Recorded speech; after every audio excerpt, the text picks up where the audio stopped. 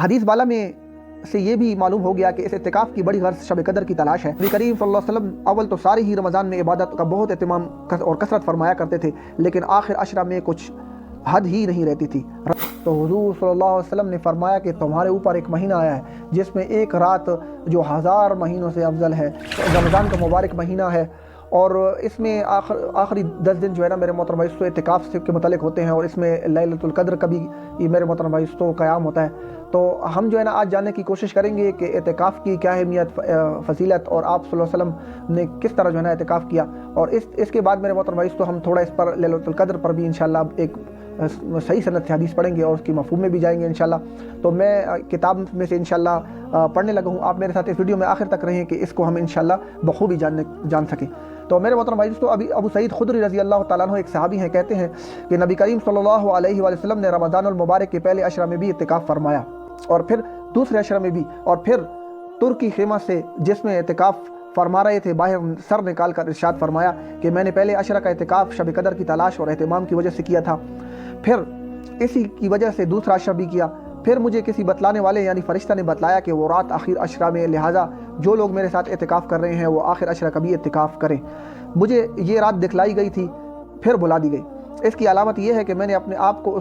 اس رات کے بعد کی صبح میں کیچڑ میں سجدہ کرتے ہوئے دیکھا، لہٰذا اب اس کو آخر عشرہ کی طاق راتوں میں تلاش کرو۔ راوی کہتے ہیں کہ اس رات میں بارش ہوئی اور مسجد چھپر کی تھی، وہ ٹپکی، اور میں نے اپنی آنکھوں سے نبی کریم صلی اللہ علیہ وسلم کی پیشانی مبارک پر کیچڑ کا اثر 21 کی صبح کو دیکھا۔ فائدے میں لکھتے ہیں نبی کریم صلی اللہ علیہ وسلم کی عادت شریفہ اعتکاف کی ہمیشہ رہی ہے۔ اس مہینہ میں تمام مہینہ کا اعتکاف فرمایا، اور جس سال وصال ہوا اس سال 20 روز کا اعتکاف فرمایا تھا، لیکن اکثر عادت شریفہ چونکہ آخر عشرہ ہی کے اعتکاف کی رہی ہے، اس لیے علماء کے نزدیک سنت موقع وہی ہے۔ حدیث بالا میں سے یہ بھی معلوم ہو گیا کہ اس اعتکاف کی بڑی غرض شب قدر کی تلاش ہے۔ حقیقت میں اعتکاف اس کے لیے بہت ہی مناسب ہے کہ اعتکاف کی حالت میں اگر آدمی سوتا ہوا بھی ہو تب بھی عبادت میں شمار ہوتا ہے۔ نیز اعتکاف میں چونکہ آنا جانا اور ادھر ادھر کے کام بھی کچھ نہیں رہتے، اس لیے عبادت اور کریم آقا کی یاد کے علاوہ کوئی مشغلہ بھی نہ رہے گا، لہذا شب قدر کے قدردانوں کے لیے اعتکاف سے بہت ضروری نہیں، اس لہذا شب قدر کے قدردانوں کے لیے اعتکاف سے بہتر صورت نہیں۔ نبی کریم صلی اللہ علیہ وسلم اول تو سارے ہی رمضان میں عبادت کا بہت اہتمام اور کثرت فرمایا کرتے تھے، لیکن آخر عشرہ میں کچھ حد ہی نہیں رہتی تھی۔ رات کو خود بھی جاگتے، گھر کے لوگوں کو بھی جگاتے، اس کا اہتمام فرماتے، جیسا کہ صحیحین کی متعدد روایات سے معلوم ہوتا ہے۔ بخاری و مسلم کی ایک روایت میں حضرت عائشہ رضی اللہ تعالیٰ عنہ فرماتی ہیں کہ آخر عشرہ میں حضور صلی اللہ علیہ وسلم کو لنگی کو مضبوط باندھ لیتے اور راتوں کو اخیا فرماتے، اور اپنے گھر والوں کے لوگوں کو بھی جگاتے۔ لنگی مضبوط باندھنے سے کوشش میں اہتمام کی زیادتی بھی مراد ہو سکتی ہے، اور بیویوں سے بالکل یہ اعتراض بھی مراد ہو سکتا ہے۔ تو میرے محترم بھائی دوستو، یہ اعتکاف کی فضیلت میرے اور آپ کے سامنے آ گئی ہے، تو انشاءاللہ اس کی کوشش کریں کہ اعتکاف جو ہے نا میرے محترم دوستو سارے محلے والوں کی طرف سے اگر میرے محترم چند کچھ احباب اہتمام فرما لیں تو سب سے جو ہے نا وہ اس کا قرض اتر جاتا ہے۔ تو امید رکھتا ہوں کہ یہ ویڈیو آپ کو انشاءاللہ بہترین لگی ہوگی۔ اب لیلۃ القدر کے بارے میں بھی تھوڑی انشاءاللہ بات کر لیتے ہیں، تو اس کو بھی انشاءاللہ اس کتاب کی نظر سے دیکھتے ہیں۔ جی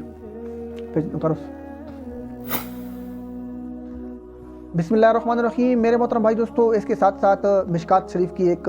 حدیث ہے۔ حضرت انس رضی اللہ تعالیٰ عنہ کہتے ہیں کہ ایک مرتبہ رمضان المبارک کا مہینہ آیا تو حضور صلی اللہ علیہ وسلم نے فرمایا کہ تمہارے اوپر ایک مہینہ آیا ہے جس میں ایک رات جو 1000 مہینوں سے افضل ہے، جو شخص اس رات سے محروم رہ گیا گویا ساری ہی خبر سے محروم رہ گیا، اور اس کی بھلائی سے محروم نہیں رہتا مگر وہ شخص جو حقیقتاً محروم ہی ہے۔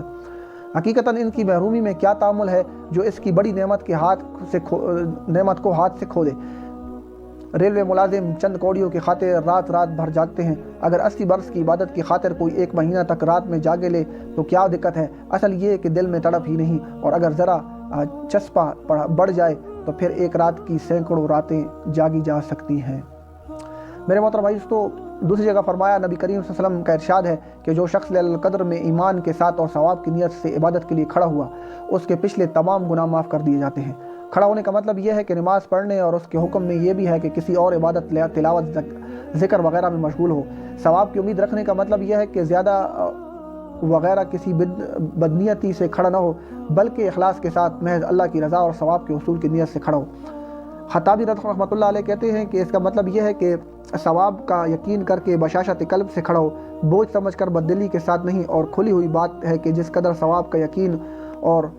اعتقاد زیادہ ہوگا اتنا ہی عبادت میں مشقت کا برداشت کرنا سہل ہوگا۔ یہی وجہ ہے کہ جو شخص کو قرب الہی میں جس قدر ترقی کرتا جاتا ہے عبادت میں انہماک زیادہ ہوتا رہتا ہے۔ نیز یہ معلوم ہو جانا بھی ضروری ہے کہ حدیث بالا اور اس جیسی احادیث میں گناہوں سے مراد علماء کے نزدیک صغیرہ گناہ ہوتے ہیں۔